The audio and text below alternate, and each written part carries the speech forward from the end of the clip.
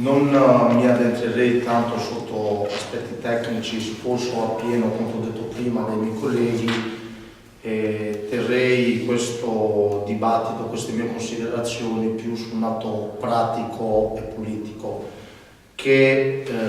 l'ospedale di Chioggia sia un patrimonio della comunità che non ha colori politici e non ha differenziazioni tra un cittadino e l'altro, credo sia la base dalla quale dobbiamo partire in questo dibattito. Questo perché? Per chiamare in una sorta di appello all'unitarietà le varie forze politiche, le categorie economiche, tutta la società civile a mettersi insieme senza distinzioni per battersi in quella che è la difesa del nostro ospedale.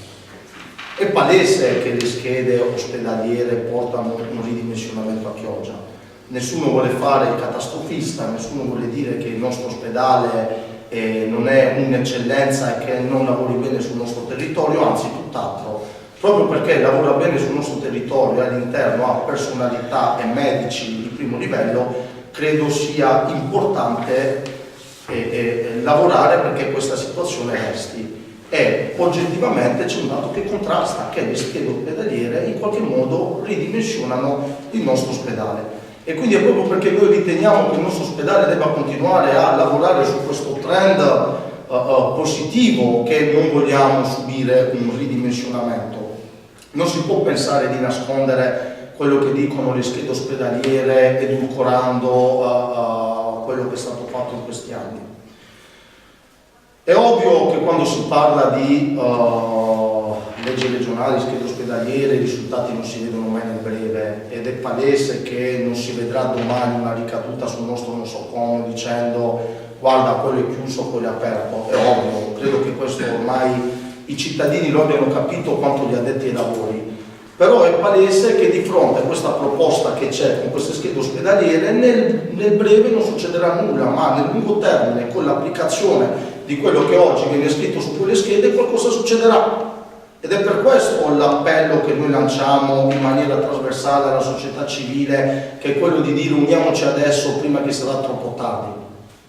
Lavoriamo adesso con carte alla mano, carte, dati oggettivi che dicono che qualcosa ci viene tolto senza aspettare di doverlo rincorrere una volta che ci viene portato via.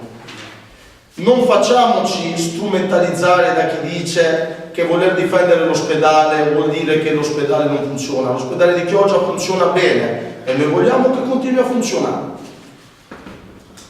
È palese che la particolarità del nostro territorio deve giocare nel ragionamento del nostro nosocomio un elemento di priorità. È palese che quando si parla del nostro ospedale non possiamo far finta che non siamo stretti da una morsa che va da un lato Acqua Laguna e dall'altro Romea, strada statale 309, una delle strade più pericolose, che non permettono sicuramente una facile fruibilità degli altri pressi ospedalieri, sia in casi di ordinarietà, che può essere chi deve andare a recarsi per fare una visita non urgente in un reparto che magari da noi potrà in futuro non esserci più, cosa che ci auguriamo non sarà, e sia per le urgenze, nel caso di un'ambulanza che debba correre su e giù. E quindi non si può pensare che Portogruaro, Cittadella, Campo San Piero, Mirano e Dolo, che sono a 15, 12, 20 km dall'Angelo, mantengono la loro particolarità di ospedale SPOC, e noi che siamo nella parte sud della provincia, isolati e strozzati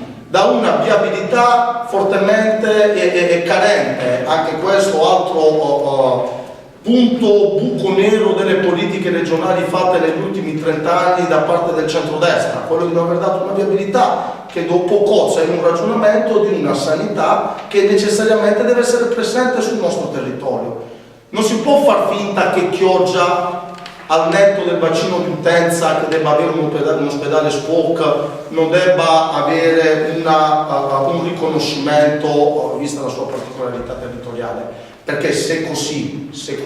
sarà, vuol dire che tutti i ragionamenti fatti adesso anche dalle forze politiche di centrodestra sulla particolarità della nostra viabilità vengono a cadere, perché quando vogliono loro Chioggia è un elemento di discussione politica perché la Romea è una strada pericolosa. Quando però bisogna dire che per una visita si può andare in un ospedale a 20, 30, 40 km da qua, a quel punto la Romea non è più quella strada pericolosa che ogni volta emerge in campagna elettorale.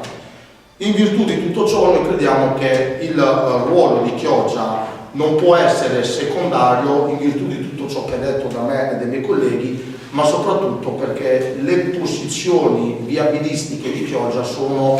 fortemente penalizzanti nei confronti del nostro territorio, a differenza di quei comuni che hanno svincoli autostradali, superstrade, metropolitane e sono addirittura più vicini all'Angelo, però vedono un riconoscimento di un ospedale Spoleto, mascherandosi dietro il bacino d'utenza. In queste situazioni decide la politica